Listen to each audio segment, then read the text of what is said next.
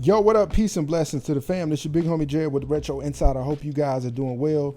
Today we're going to be taking a look at a Nike Air Force One and what I'm calling a Georgetown colorway. So very nice, I think fall centric type shoe, even though you can wear it anytime. I think this is going to be a great shoe for you to look at for the fall rotation. So it's still hot here in Texas. I'm sure it's still pretty warm most parts of the country, but never too early to look ahead to see what we might be rocking this fall. So this particular shoe got from Nike.com, retails for $120. I still had 10% birthday reward, so I was able to get this for $108 at the door. So $5 more than the regular Air Force One price, which has gone up to $115, which is kind of crazy. I remember back when I first started paying attention to Air Force Ones back in early 2000s, it was a sub $80 shoe.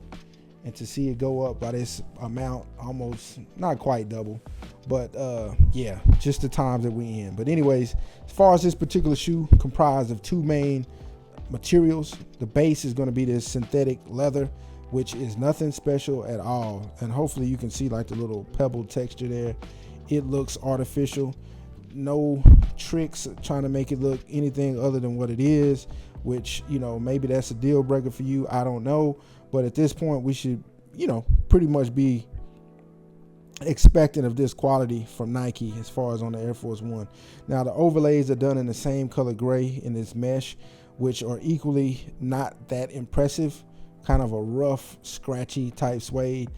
Different than the New Balance suede that I'm used to on a lot of their runners, which I wouldn't expect this to have the same type of materials simply because it's different use case for this shoe and just an entirely different shoe. But nothing premium about this shoe at all, even though it does have that elevated price point. So as far as the midsole here, not a super bright white, more of like an off-white, which works well. Not a starch contrast against that upper, which makes it a very pleasant looking shoe. And of course, to me, my favorite feature of this shoe is the gum bottom. Now, I'm a sucker for navy shoes, but you pair that navy with some gum and you're gonna get a hit 10 times out of 10. And this is definitely one of the nicer colorways that I've seen Nike release just as a GR. Yes, it just speaks to me. Now, as far as the swoosh, same leather as the gray leather here in the middle of the shoe in the toe box.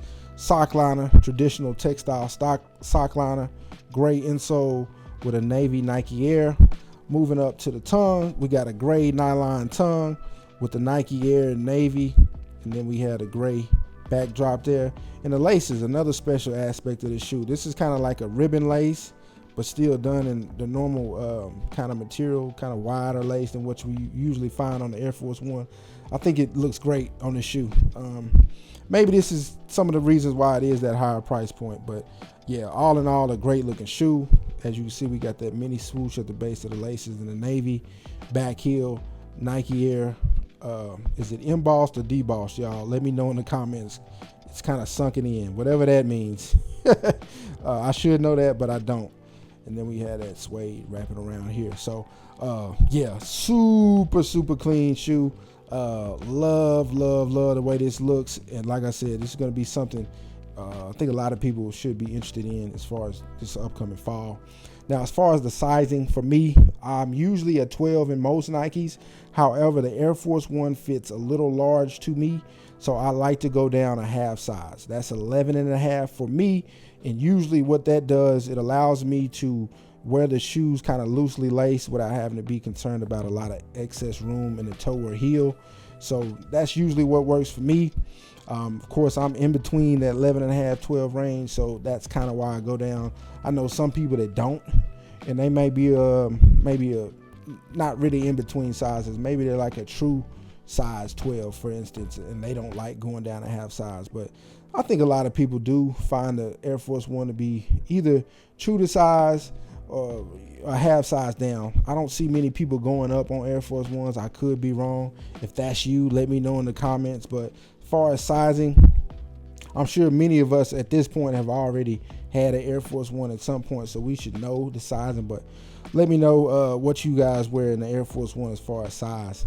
Now, as far as the comfort, Once again, nothing special about the Air Force One shoe that originally released back in 1982. So we can't expect much as far as like premium comfort.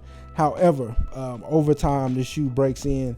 You know, you can make a day in it. You're not going to need to, change shoes, but it's not the most comfortable.